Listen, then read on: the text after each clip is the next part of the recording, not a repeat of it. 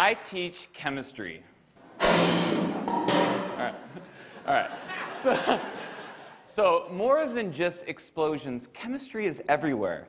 Have you ever found yourself at a restaurant spacing out, just doing this over and over? Some people nodding yes.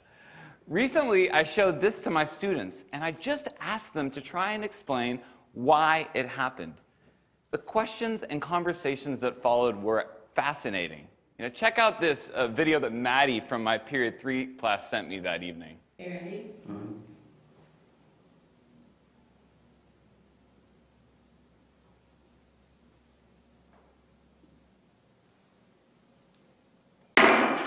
Yeah.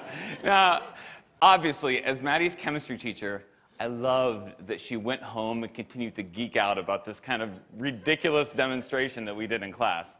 But what fascinated me more is that Maddie's curiosity took her to a new level. If you look inside that beaker, you might see a candle. Maddie's using temperature to extend this phenomena to a new scenario.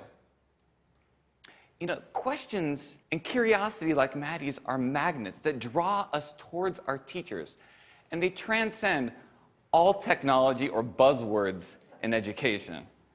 But if we place these technologies before student inquiry, we can be robbing ourselves of our greatest tool as teachers, our students' questions.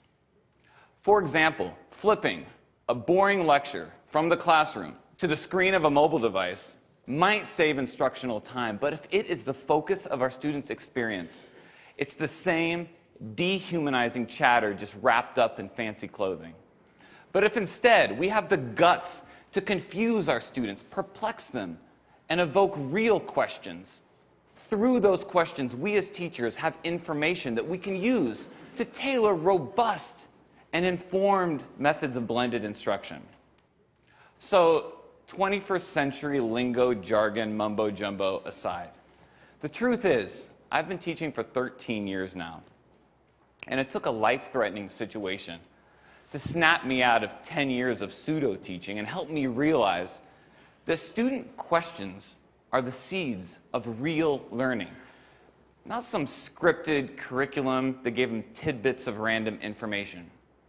In May of 2010, at 35 years old, with a 2-year-old at home and my second child on the way, I was diagnosed with a large aneurysm at the base of my thoracic aorta. This led to open heart surgery. This is the actual real email from my doctor right there.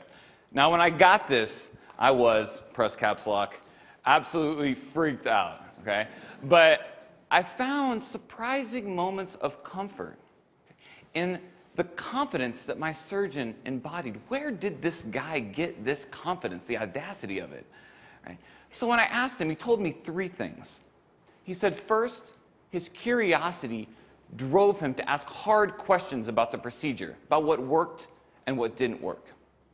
Second, he embraced and didn't fear the messy process of trial and error, the inevitable process of trial and error. And third, through intense reflection, he gathered the information that he needed to design and revise the procedure, and then with a steady hand, he saved my life. Now, I absorbed a lot from these words of wisdom, and before I went back into the classroom that fall, I wrote down 3 rules of my own that I bring to my lesson planning still today. Rule number 1, curiosity comes first. Questions can be windows to great instruction, but not the other way around. Rule number 2, embrace the mess. We're all teachers. We know learning is ugly. And just because the scientific method is allocated to page 5 of section 1.2 of chapter 1 of the one that we all skip, okay? Trial and error can still be an informal part of what we do every single day at Sacred Heart Cathedral in room 206. And rule number 3, practice reflection. What we do is important. It deserves our care, but it also deserves our revision. Can we be the surgeons of our classrooms? As if what we are doing one day will save lives. Our students are worth it. And each case is different. All right, sorry.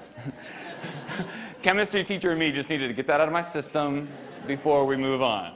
So these are my daughters. On the right, you have little Emma Lou, Southern family. And On the left, Riley. Now, Riley's going to be a big girl in a couple weeks here. She's going to be 4 years old. And anyone who knows a 4-year-old knows that they love to ask, why? Yeah, why? I could teach this kid anything because she is curious about everything. We all were at that age. But the challenge is really for Riley's future teachers, the ones she has yet to meet. How will they grow this curiosity?